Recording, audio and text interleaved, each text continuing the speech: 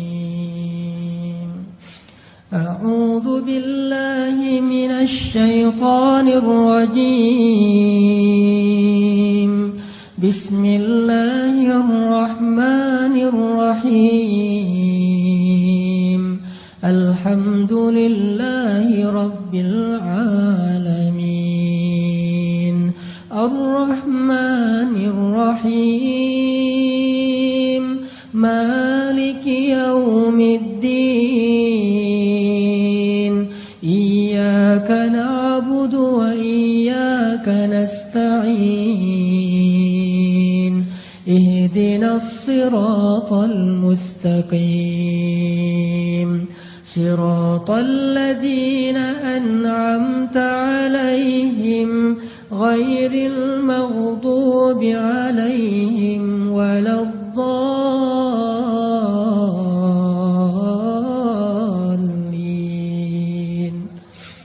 الحمد لله حمدا كثيرا طيبا مباركا فيه الحمد لله على نعمة الإيمان الحمد لله على نعمة الإسلام الحمد لله على نعمة القرآن اللهم اجعل القرآن ربيع قلوبنا اللهم نور حياتنا بالقرآن اللهم نور قلوبنا بالقرآن اللهم ارزقنا تلاوته آناء الليل وأطراف النهار اللهم اجعلنا من عبادك الصالحين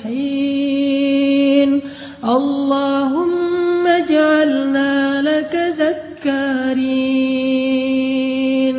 اللهم اجعلنا لك شكارين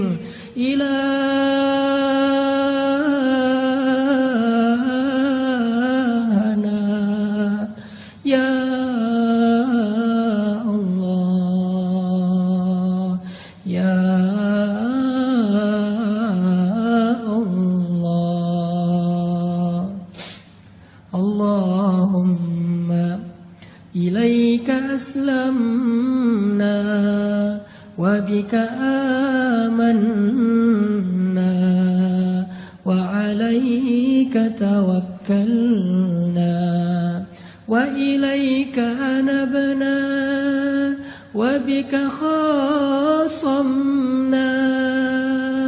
ظلمنا أنفسنا يا الله ظلمنا أنفسنا يا الله ظلمنا أنفسنا يا الله وإن لم تغفر لنا وترحمنا